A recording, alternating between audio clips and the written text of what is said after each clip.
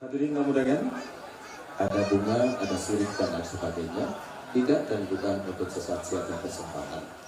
Tapi kecerdasan para waliullah dan sunan di tanah Jawa untuk menyebarkan Islam di saat itu dengan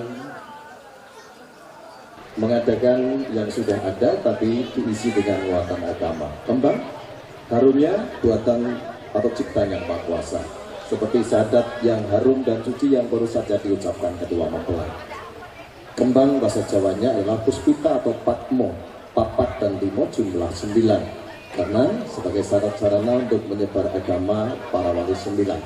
Patmo 4 adalah duhur, asar dan isya, menjadi 5 dengan subuh dan maghrib. Sekilas itu yang bisa kami informasikan dan akan saya terjemahkan di jalannya acara panggil.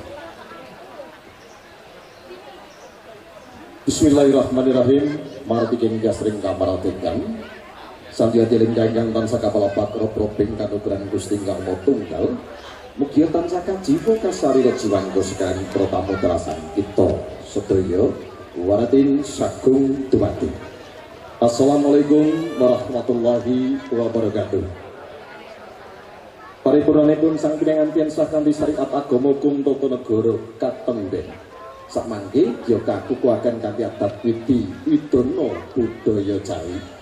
Makarya sesarengan Mas Faruk Mahfud Event Organizer, Wahyu Production, Azizah Sanggar Glorias Soho Bobo Satin Penda Adicara Kioro Mampah.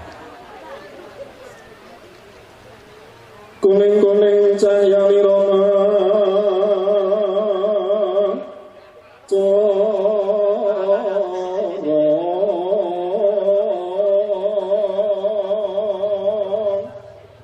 nur cahya liro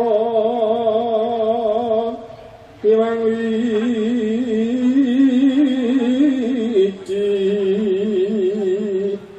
sunarnya sang bagus cahayu meja saking sasana manti pusana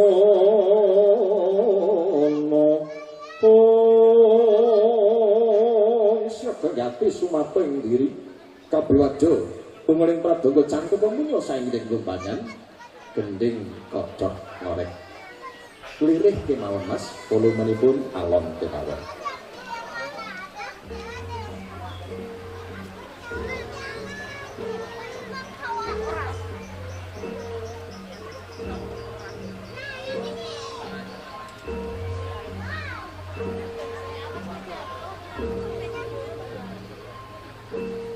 Syahbat ya kataliko mangkono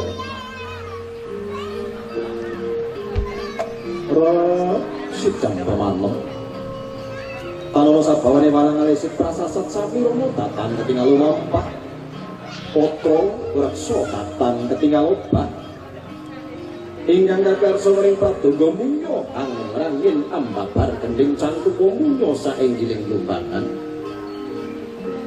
Praton Dawa sekolah yaning mangsa kala dumawahing kodrat jalu tanapi wanudya kang dia manjing alamat dia manguning bebrayan agung sawusnya sakanthi syariat agama hukum tata negara sang Dyahayu Hani Ari Faturosida putri pambayun Bapa Sujud Prawata dalsan Ibu Ari Arafah Joko Bagus Baskara Rondra Putra Puri Duri putra Bapak Amron Purindri kelasan Ibu Temok Suprihatin Dia kakukuhaken kanthi adat widi widone kang tasih kasengker ing Nuswantara kanthi hang leluri naksita dengan sampun sinempone ngakoso padha-padha antarepeni bareng-bareng handruk kebi mulat sarira hang rasa wani asusan tititi sing dasar sudi marbawaning puja tulus sampun dumugi yen kang pinanci tempuking panduru catunetra gater patra saksana kumayastani linambaran katresnan suci sanalika kekalika bebalangan gantar 1 2 lemparkan di dadanya. Berikan aplaus yang meriah. Karena pengantinnya lahiran Tangerang, saya terjemahkan dengan bahasa Indonesia. Sirih yang untuk balang-balangan dinamakan balang gantal. Yang dipegang oleh pengantin putra dinamakan gondang tutur.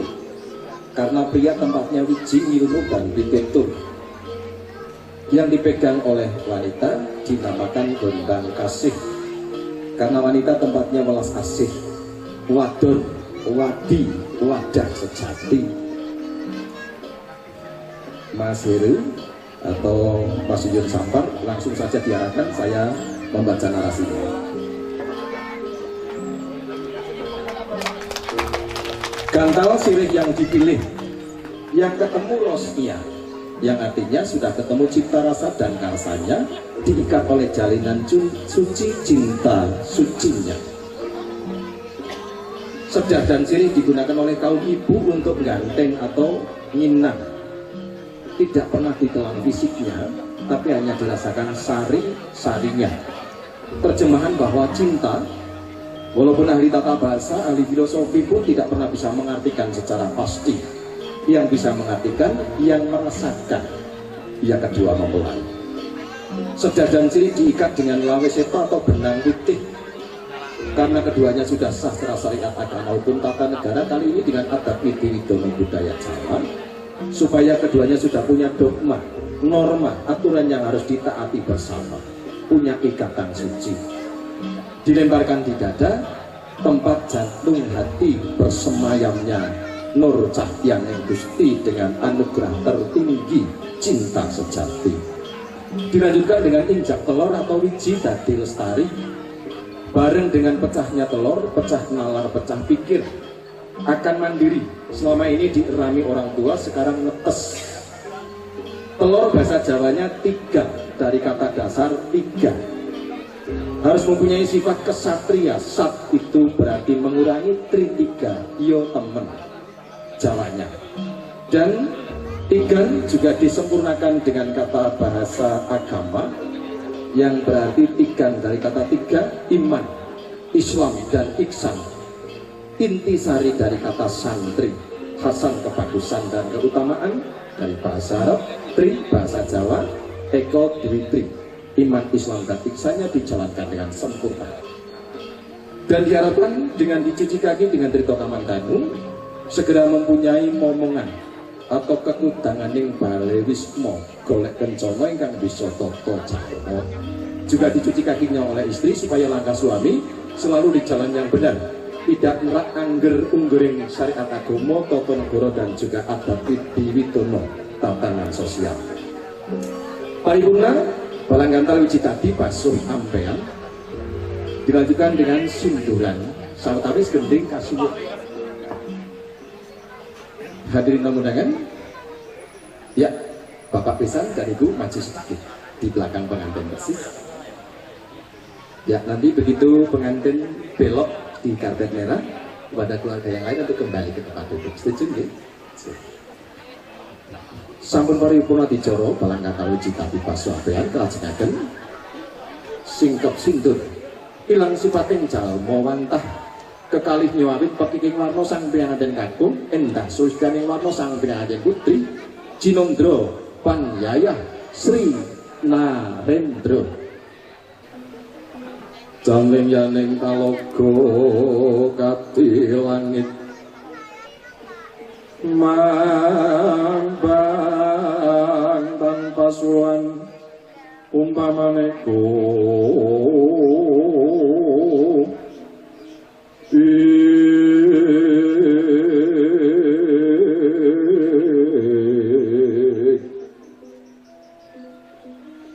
Surya tulya kusuma yan maya sumawur lumrang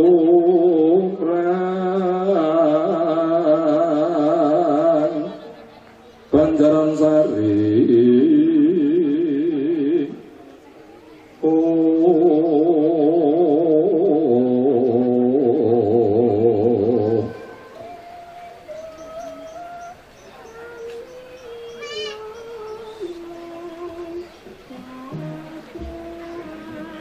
tanggaping sasmita Sang Subo Manggolo, Subo kebaing Subo Sito Manggolo pangarsaning lampah.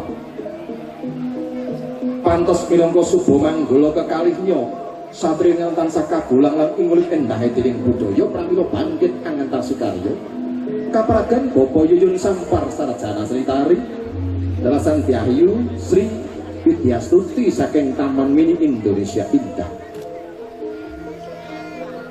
Tumapake kodhe bantol iramaning bangsa kumulaning astolangan markaya sungsasmita jumateng sami hanawung krida. Mliginipun mustikaning pangingatipun jaring pawiwahan Sang Diayu saha bagus ingkang dia kasingkep sindur. Alon kira lumaksana Sang Diayu endah sustianing warna ngagem busana warna seta. Ya budaya agemanira ugi ngagama. Kicating padha patinggal barapating calana tinarek kesusut ingkang mawarna. Yen Cindra ya jumangkat sampananira canelane kadya mustakaning taksaka ing sadya dirikantara. Alon kira lumaksana Sang Diayu prakasungker